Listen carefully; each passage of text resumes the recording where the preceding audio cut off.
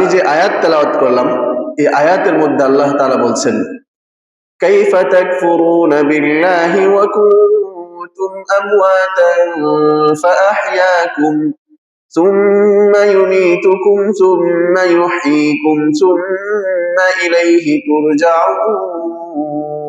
তোমরা কিভাবে আল্লাহর সাথে কুফরি করো, অথচ তোমরা একটা সময় ছিলে মৃত। একটা সময় তোমরা সবাই কি ছিলে?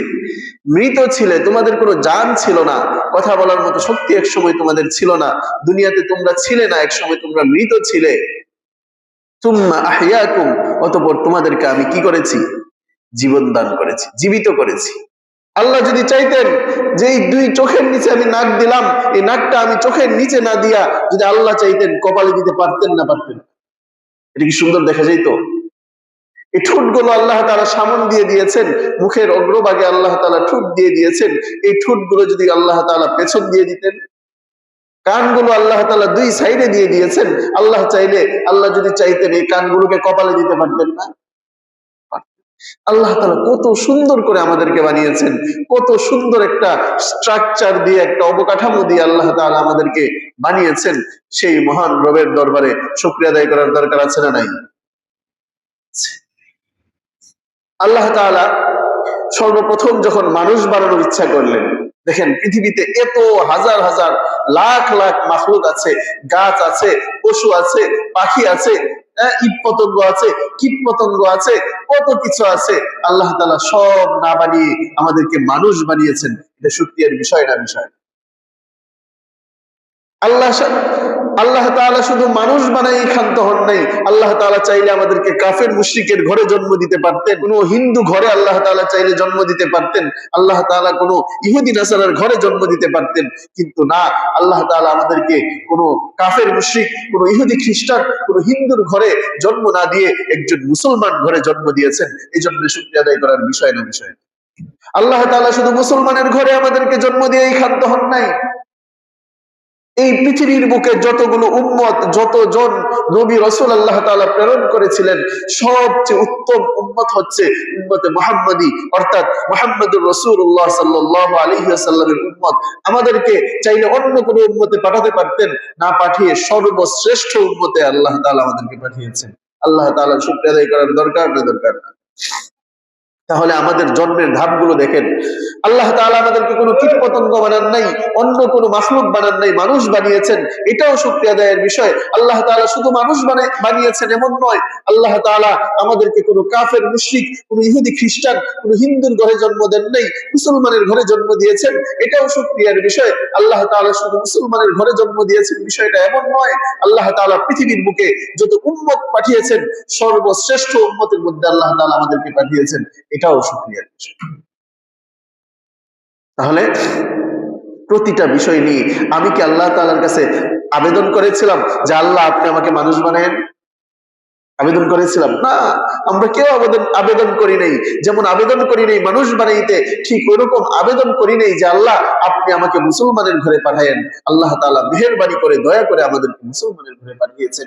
ঠিক এমনি ভাবে আল্লাহ তাআলার কাছে আমরা আবেদন করি নাই আল্লাহ মানুষ যেহেতু বানিয়েছেন, মুসলমানের ঘরেই যেহেতু পাঠাবেন, তাহলে সর্বশ্রেষ্ঠ উম্মতের মধ্যে আমাদেরকে পাঠায়েন। এই আবেদনও আমরা আল্লাহর কাছে করি না।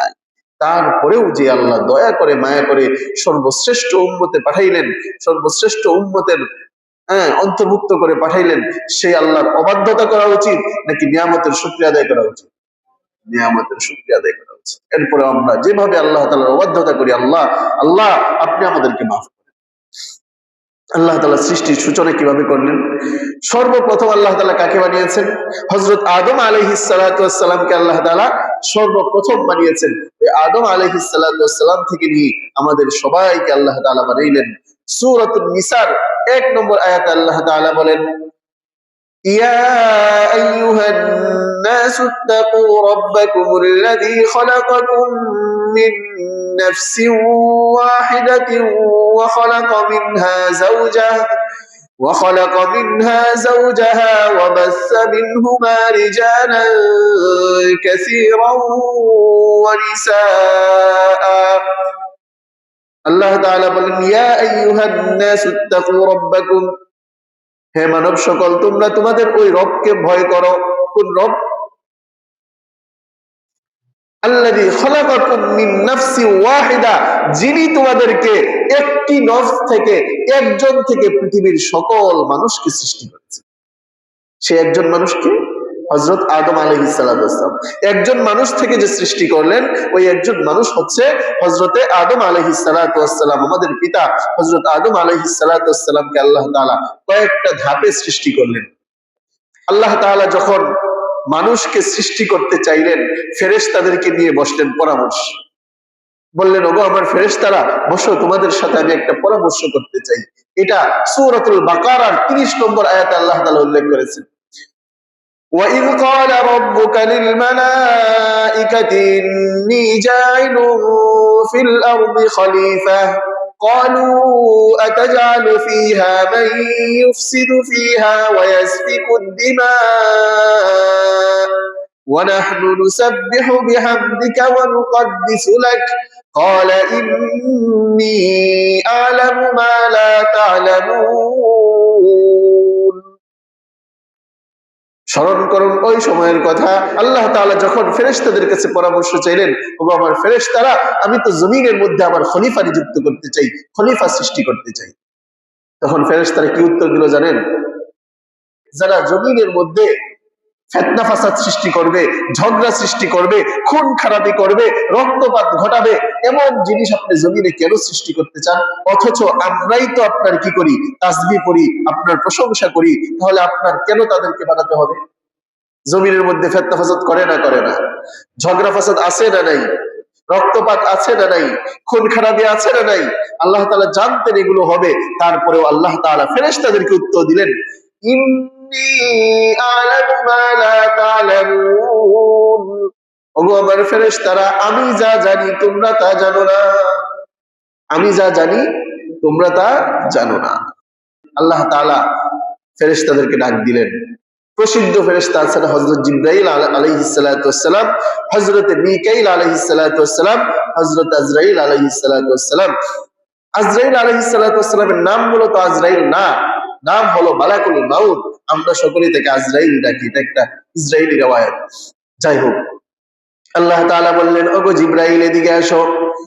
জিবরাইল আলাইহিস সালাতু ওয়াস সালাম আসলেন।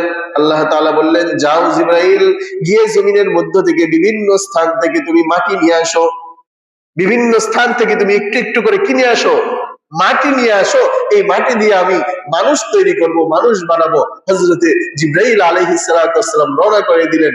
যখন জমিনে গেলেন, জমিনে যাওয়ার পর যখন মাটি আনলেন, জমিন ডাক দিয়ে বলে, ওগো জিবরাইল, কত নিখুঁত ভাবে আল্লাহ তাআলা আমাদেরকে বানিয়েছেন, তুমি আমার বুকের মধ্যে আঁচড় দিয়া আমাকে তুমি খুদ যুক্ত বানাইয়া দিও না, তোমার ব্যাপারে আমি আল্লাহর কাছে আশ্রয় প্রার্থনা করি।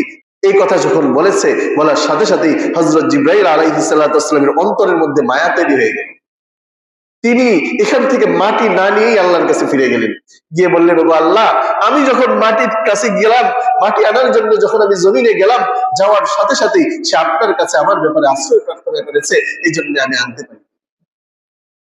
সাথে সাথে আল্লাহ তাআলা হযরত মিকাইল আলাইহিস সালাতু ওয়াস সালামকে ডাকলেন, ওগো মিকাইল, যাও, তুমি গিয়ে জমিন থেকে এক মুষ্টি মাটি নিয়ে আসো, ওই মাটি দিয়ে আমি আদমকে সৃষ্টি করব।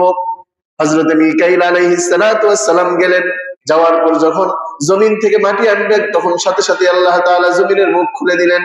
জমিন বলে উঠলো, ওগো মিকাইল, এর আগে জিবরাইল এসেছিল। জিবরাইল যখন আমার কাছ থেকে মাটি নিতে চাইলো, তার ব্যাপারে আমি আল্লাহর কাছে আশ্রয় চাইলাম, সে আর আমার কাছ থেকে মাটি নিল না। তোমার কাছে আমি আশ্রয় চাই, তুমিও আমাকে খুদ যুক্ত করে দিও না, তুমিও আমাকে খুদ যুক্ত করে দিও না, আমাকে ত্রুটি যুক্ত করে দিও না, তুমিও ফিরে যাও, তুমিও আমার থেকে মাটি নিও না। হযরত মিকাইল আলাইহিস সালাতু ওয়াস সালামও মাটির কথা শুনলেন, নিলেন না, না নিয়ে আল্লাহর কাছে ফিরে গেলেন, গিয়ে বললেন, ওগো আল্লাহ, মাটি তো আপনার কাছে আমার ব্যাপারে আশ্রয় চায়, মাটি চায় আমি যেন তাকে খুদ যুক্ত না করি, এই জন্য তো আমি আনতে পারলাম না। আল্লাহ তাআলা বুঝলেন জিবরাইলের মনেও মায়া আছে, মিকাইলের মনেও মায়া আছে। আল্লাহ বুঝলেন কাকে পাঠাইতে দিব। আল্লাহ বুঝলেন না কাকে পাঠাতে হবে। আল্লাহ তাআলা হযরত আজরাইল আলাইহিস সালাতু ওয়াস সালামকে ডাক দিয়ে বললেন, ও মালাকুল মাউত, যাও, তুমি গিয়ে এই জমিনের বুক থেকে বিভিন্ন জায়গা থেকে তুমি মাটি সংগ্রহ করে নিয়ে আসো। হযরতে আজরাইল আলাইহিস সালাতু ওয়াস সালাম যখন মাটির কাছে গেলেন, মাটি ডাক দিয়ে বললেন, ওগো আজরাইল, ওগো মালাকুল মাউত, তোমার আগে হযরত জিবরাইল এসেছিল, সে আমার অসহায়ত্বের কথা শুনে, সে আমার আরজি শুনে সে আল্লাহর কাছে ফিরে গিয়েছে, সে আমার থেকে মাটি নেয় নাই। তারপর হযরত মিকাইল এসেছিল, সে আমার আবেদন শুনে আল্লাহর কাছে চলে গিয়েছে, নেয় নাই। তোমার কাছেও আমি, তোমার ব্যাপারে আমি আল্লাহর কাছে আশ্রয় প্রার্থনা করি, তুমিও আমাকে খুঁতযুক্ত করো না। হযরত আজরাইল আলাইহিস সালাতু ওয়াস সালাম জবাব দিলেন, ও মাটি, আমার ব্যাপারে তুমি যার কাছে আশ্রয় চাচ্ছ সে আল্লাহই আমাকে তোমার থেকে মাটি নেওয়ার জন্য পাঠাইছেন, সুতরাং মাটি না নিয়ে আমি যাব। হযরত আজরাইল আলাইহিস সালাতু ওয়াস সালাম এক মুঠো মাটি সংগ্রহ করে আল্লাহর কাছে নিয়ে গেলেন, যে আল্লাহ, এই যে নেন আপনার মাটি, আপনি হযরত আদমকে তৈরি করেন। এই জন্য আজরাইল আলাইহিস সালাতু ওয়াস সালামের মনটা খুব কঠিন। তিনি কোনোদিন মায়া করেন না কারো জান নিয়ে যাওয়ার জন্য। আপনি 10 তলা ভবন নির্মাণ করেছেন, আপনি যেই দিন ঘরে উঠবেন আল্লাহর আদেশ আসলো, যা আজরাইল ওর জানটা কবজ করে নিয়ে আস, আজরাইলের কোনো মায়া হবে না। যে 10 তলা বাড়ি বানাইছে, একদিনও ঘুমাইতে পারলো না, একটা দিন কমপক্ষে ঘুমাক, তারপর জানটা কবজ করি, আজরাইলের মায়া হবে? মায়া হবে না।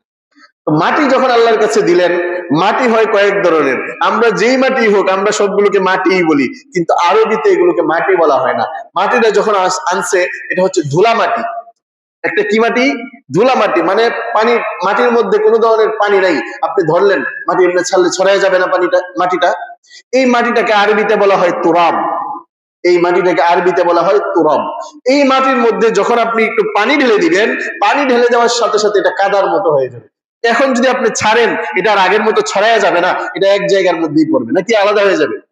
এক জায়গার মধ্যেই পড়বে, কাদা। এটাকে আরবিতে বলা হয় তিন।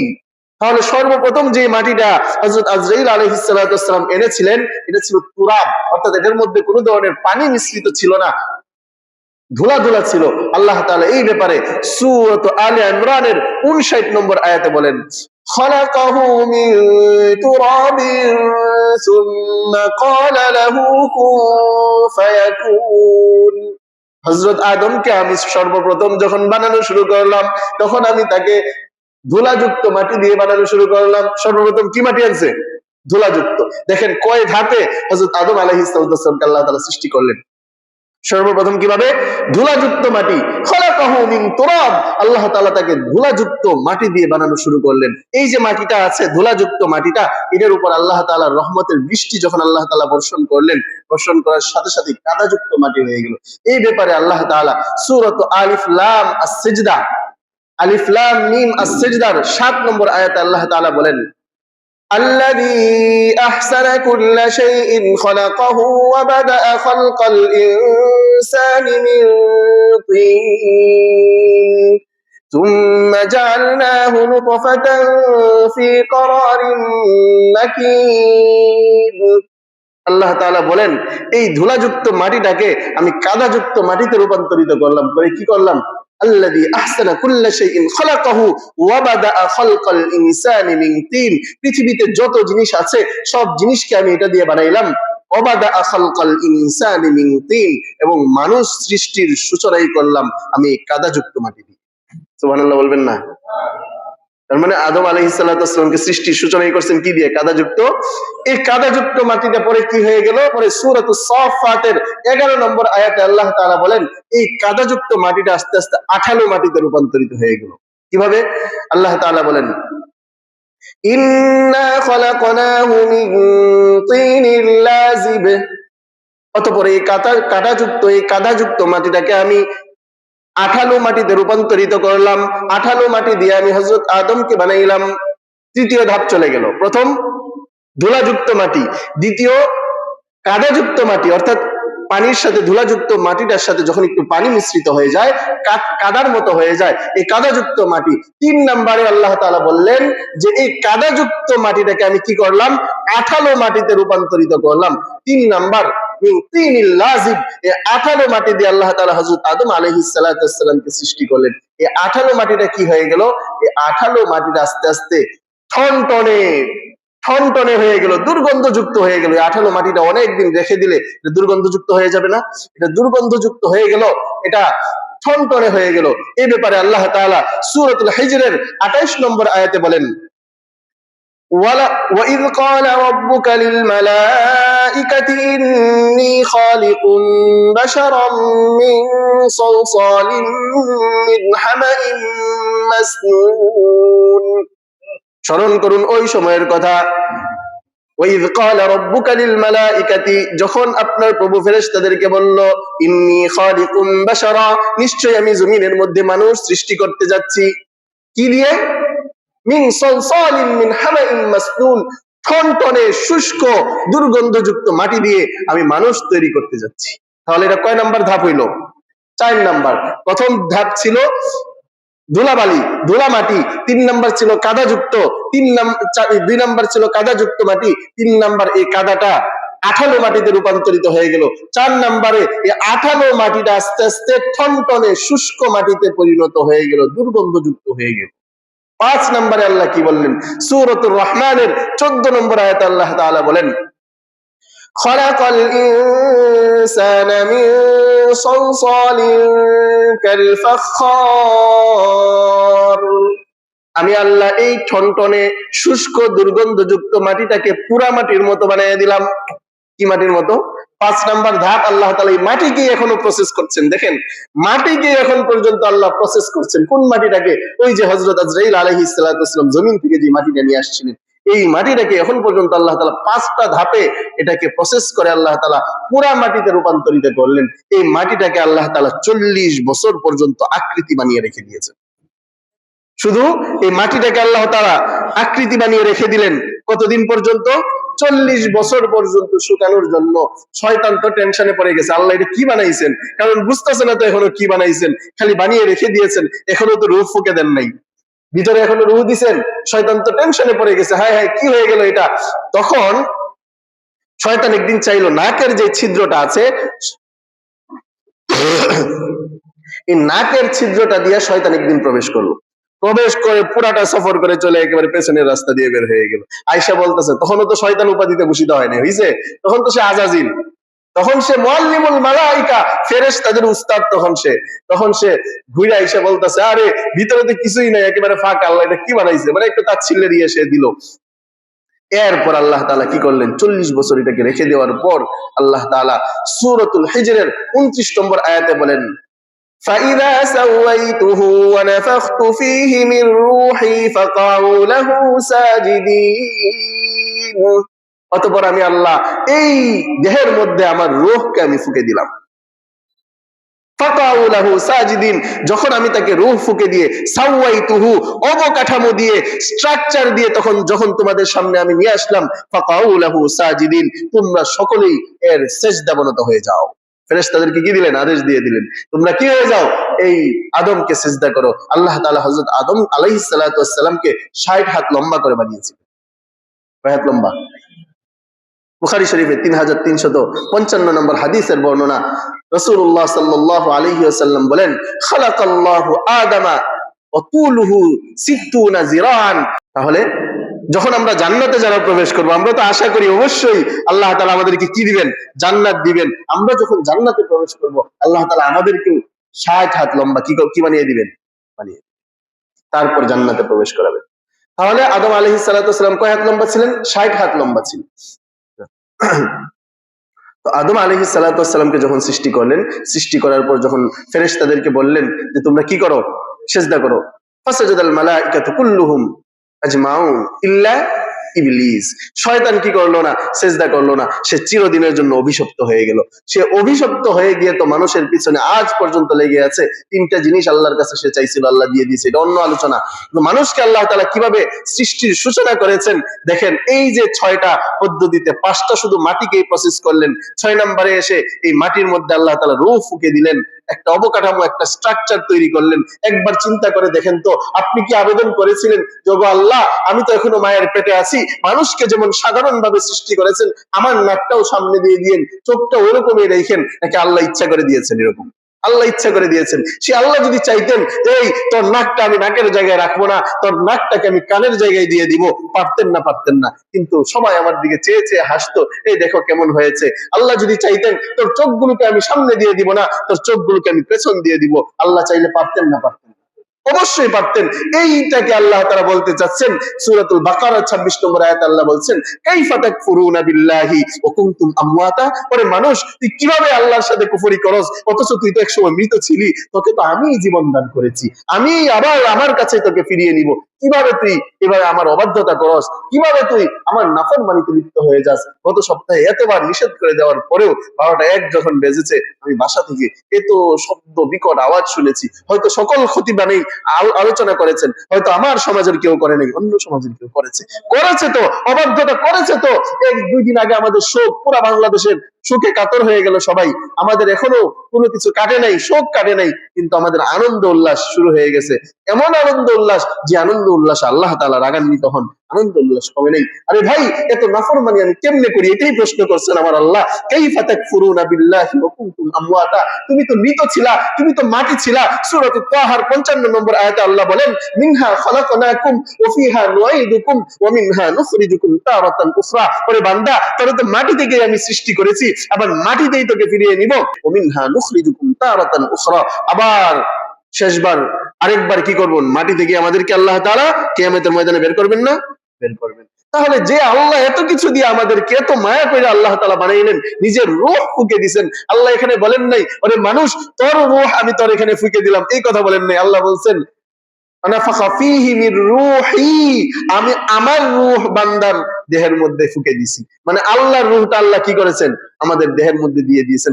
এই রূহ নিয়ে আমি আল্লাহর সাথে নাফরমানি করি, আল্লাহর সাথে আমি বাগাওয়াতি করি। আমাদের একবার বোঝা উচিত যে আমি কোত্থেকে আসলাম।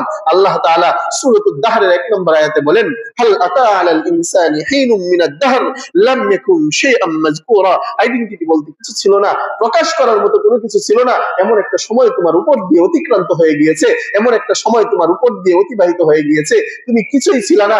আজকে তুমি বড়াই দেখাও, কিসের বড়াই দেখাও? তুমি তো এক সময় 1 ফোঁটা নাপাক পানি ছিলা, ওই নাপাক পানি থেকে আমি তোমাকে সৃষ্টি করে নিয়ে এসেছি, এরপরেও তুমি কিভাবে এত বড়াই দেখাও? আল্লাহ তাআলা কি বলেন দেখেন, বুখারী শরীফের 6594 নম্বর হাদিসের বর্ণনা।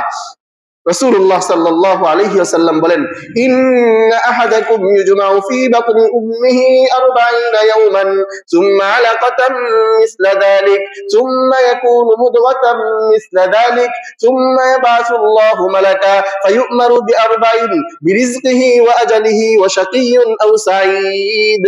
আল্লাহ রাসূল সাল্লাল্লাহু আলাইহি ওয়াসাল্লাম বলেন, যখন আল্লাহ তাআলা ইচ্ছা করেন, ইন্না আহাদাকুম, তোমাদের সবাইকে আল্লাহ তাআলা ইজমাউ ফি বাতনি উম্মিহি 40 ইয়াওমান, প্রথম 40 দিন তোমাদের মায়ের গর্ভের মধ্যে আল্লাহ তাআলা রাখেন। কতদিন? 40 দিন। সুম্মা আলাকাতাম মিসলা যালিক, কিভাবে রাখেন? প্রথম 40 দিন পানি আকারে রাখেন, তারপরের 40 দিন আল্লাহ তাআলা তোমাদেরকে রক্তে পিণ্ডে পরিণত করে দেন। দ্বিতীয় 40 দিন সুম্মা ইয়াকুনু মুদগাতাম মিসলা যালিক, এরপরের 40 দিন আল্লাহ তাআলা তোমাদেরকে মাংস পিণ্ডে পরিণত করে দেন। তার মানে 3 গেল, 3 120 মানে 3 মাস, 4 মাস। 4 মাস পরে এই হাদিসে পরে বলছে, সুম্মা ইয়াবাসুল্লাহু মালাকা, এরপর 4 মাস যখন অতিক্রান্ত হয়ে যায়, আল্লাহ তাআলা একজন ফেরেশতা পাঠিয়ে দেন। যে কি করে ফেরেশতা? ওই ফেরেশতাকে আল্লাহ তাআলা 4টা আদেশ দিয়ে পাঠান। কয়টা আদেশ? 4টা আদেশ। ওই যাও, বিরিজকিহি, দুনিয়াতে তার রিজিক কি হবে লিখে দাও। রিজিক কি হবে লিখে দাও, টেনশনের কোনো কারণ আছে? আল্লাহ তাআলা লিখে দিয়ে দিবেন। ওয়া আজালিহি, তার মৃত্যু কখন হবে লিখে দাও। ওয়া শাকিয়্যুন আও সাঈদ, সে কি হতভাগা হবে না সৌভাগ্যবান হবে, এটাও তুমি লিখে দাও। এটা নিয়ে অনেক মুহাদ্দিসিনে কেরাম প্রশ্ন জবাব তুলেছেন যে সে যদি গর্বে থেকে যদি আল্লাহ তাআলা তার সৌভাগ্যতার বিষয়টা, তার দুর্ভাগ্যতার বিষয়টা লিখে দেয়, তাহলে তার কোনো এখানে হাত নাই। মুহাদ্দিসিনে কেরাম এটার জবাবও দিয়েছেন যে না, আল্লাহ তাআলা জানেন যে তাকে আমি যত বুঝাই এরপরেও সে খারাপ কাজটাই করবেন। আল্লাহ জানেন না? জানেন না, জানেন। এই জন্য আল্লাহ তাআলা আগেই লিখে দেন। তাহলে আল্লাহ তাআলা 340 পরে 120 পরে ফেরেশতা পাঠিয়ে 4টা বিষয় নির্দেশ দিয়ে দেন, মায়ের গর্ভে আল্লাহ তাআলা আমাকে রেখে দেন। এরপর সূরাতুল হজ্জের 5 নম্বর আয়াতে বলেন, ওয়ানুকিরু ফিল আরহামি মা নাশাউ ইলা আজালিন মুসাম্মা, এরপর আমি যতদিন চাই মায়ের রেহেমে তারে রেখে দিই। আল্লাহ তাআলা যতদিন চান নির্দিষ্ট সময় পর্যন্ত মায়ের রেহেমে তাকে রেখে দেন। 9 মাস, 10 দিন, 10 মাস, 9.5 মাস, এটা আল্লাহ তাআলা যতদিন চান আল্লাহ তাআলা রেখে দেন। এইটা রাখার পর আল্লাহ তাআলা কি করেন? আল্লাহ তাআলা আস্তে আস্তে আমাদেরকে মায়ের গর্ভ থেকে বের করেন। এই ব্যাপারে আল্লাহ তাআলা সূরাতুল মুমিনুনের 12 থেকে 14, অর্থাৎ 12, 13, 14 এই তিনটা আয়াত আল্লাহ তাআলা বলেন, ওয়ালাকাদ খালাকনাল ইনসানা মিন সুলালাতিন মিন তিন সুম্মা জাআলনাহু নুতফাতান ফি করারিন মাকিন। আল্লাহ তাআলা বলেন, সর্বপ্রথম আমি তাকে মাটির উপাদান থেকে বানাইলাম, সুলালাতিন মিন তিন, সুম্মা জাআলনাহু নুতফাতান ফি করারিন মাকিন, অতঃপর আমি নিরাপদ এক ভান্ডারে তাকে শুক্র আকারে রেখে দিলাম। ثم جعلنا النطفة علقة فخلقنا العلقة مضغة فخلقنا المضغة عظاما فكسونا العظام لحما ثم أنشأناه خلقا آخر فتبارك الله أحسن الخالقين। আমার আল্লাহ বলেন, এরপর আমি তাকে রক্ত জমাট বাঁধা রক্তে পরিণত করলাম, তারপর জমাট বাঁধা গোশতে পরিণত করলাম, এরপর আমি একটা হাড় দিলাম, এই হাড়টাকে আমি আমার গোশত দিয়ে আবার কি করে দিলাম, ঢেকে দিলাম, ছাউনি দিয়ে আবার লাগিয়ে দিলাম। আচ্ছা দেখেন তো, গোশতের মধ্যে হাড় লেগে থাকে, এটা কি কোনোদিন কল্পনা করা যায়? আমরা দেখি টেনে ছুড়াই গরু গোশত, খাসির গোশত, লেগে থাকার তো কথা নয়, একটা একেবারে হার্ড আর একটা একেবারে সফট, দুইটার সাথে কিভাবে লেগে থাকে? আল্লাহ বলেন, এখানেও আমি একটা কাঁচামাল দিয়ে দিচ্ছি, সিমেন্টের সাথে ইট লাগাইয়া দেন, সারা জীবনে লাগবে না মিশাইলে মাল মশলা, যদি আপনি দেয়ালের মধ্যে ইট একের পর ইট দিয়ে দিলে হবে? এটার মধ্যে আল্লাহ তাআলা এই কাঁচামাল সিমেন্ট আকারে আল্লাহ তাআলা একটা রস দিয়ে দিলেন, এটাকে আল্লাহ তাআলা একটা পানিও দিয়ে দিলেন, যেন গোশতটাকে এই হাড়টাকে যেন গোশতটা ভালো করে ছাউনি দিয়ে ধরে রাখতে পারে। এটা কে সৃষ্টি করে দিলেন? আল্লাহ তাআলা। এরপর আল্লাহ তাআলা উপর দিয়ে চামড়া দিয়ে দিলেন, গঠন করে দিলেন যে যাও, ফাতাবারাকাল্লাহু আহসানুল খালিকিন, আল্লাহ কত বরকতময় উত্তম সৃষ্টিকারী, দেখে নাও তোমরা। সূরাতুন নাহলের ৭৮ নম্বর আয়াতে আল্লাহ তাআলা বলেন, ওয়াল্লাহু আখরাজাকুম মিন বুতুনি উম্মাহাতিকুম লা তা'লামুনা শাইআ ওয়া জা'আলা লাকুমুস সামা ওয়াল আবসারা ওয়াল আফইদাতা লাআল্লাকুম তাশকুরুন। আল্লাহ তাআলা বলে দিয়েছেন, আরে তোমরা কি জানো না, আল্লাহু আখরাজাকুম মিন বুতুনি উম্মাহাতিকুম, তাদের মায়ের গর্ভ থেকে আমি তাকে শিশু আকারে বের করে নিয়ে এসেছি। আল্লাহু আখরাজাকুম মিন বুতুনি উম্মাহাতিকুম লা তা'লামুনা শাইআ, এমন অবস্থায় বের করে নিয়ে এসেছি যখন তারা কিছুই জানতো না। এরপর কি করেছি? ওয়াজআলা লাকুমুস সামা ওয়াল আবসারা ওয়াল আফইদা লাআল্লাকুম তাশকুরুন, যেন তারা বুঝে, যেন তারা শুকরিয়া আদায় করে, এই জন্য আমি তাকে দুইটা কান দিলাম শ্রবণ করার জন্য, দুইটা চক্ষু দিলাম যেন সে দেখতে পারে, এই জন্য তাকে একটা হৃদয় দিলাম যেন সে অনুধাবন করতে পারে, বুঝতে পারে, এই জন্য সেজন্য শুকরিয়া আদায় করতে পারে, বুঝতে পারে, এই জন্য আমি তাকে দুইটা কান দিলাম, দুইটা চক্ষু দিলাম, একটা হৃদয় দিলাম। আচ্ছা আল্লাহ তাআলা যদি হৃদয় না দিতেন, চক্ষু দিতেন আর কান দিতেন, শুনতে পারি আর দেখতে পারি, অনুভব করতে পারি না, সাপ দেখলে কি আমার জেহনে আসবে, দৌড় দিতে হবে? আসবে না। কারণ এই চোখ, এই কান কার সাথে কানেক্টেড?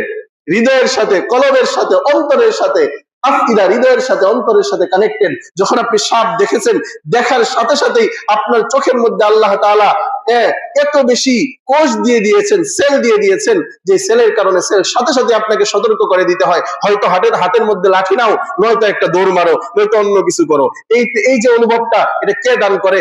দেখেতে তো চোখ, সাথে সাথেই এই চোখের মাধ্যমে চলে যায় হৃদয়ের মধ্যে, হৃদয় আপনাকে সতর্ক করে দিয়েছে। আপনি একটা আওয়াজ শুনলেন, আর আওয়াজটা শুনেই যদি আপনি বুঝতে না পারেন যে এটা কিসের আওয়াজ, গানের আওয়াজ না আজানের আওয়াজ নাকি কোরআন তেলাওয়াতের আওয়াজ, এটা যে বুঝেন কিসের মাধ্যমে বুঝেন? হৃদয়ের মাধ্যমে। হৃদয় যদি আল্লাহ না দিত, তাহলে সকল আওয়াজ আপনার কাছে একরকমই মনে হয়। তাহলে এই এক একটা বিষয় নিয়ে যদি আমি চিন্তা করি, ওগো আল্লাহ বানাইছেন তো ঠিকই, অপরাধও করছি, সওয়াবও করছি, আল্লাহ যদি বলে যে যেই সওয়াব সারা জীবন করেছ, ওই সওয়াবের জন্য আমি যে নিয়ামত গুলো দিয়েছি যা কাটবো,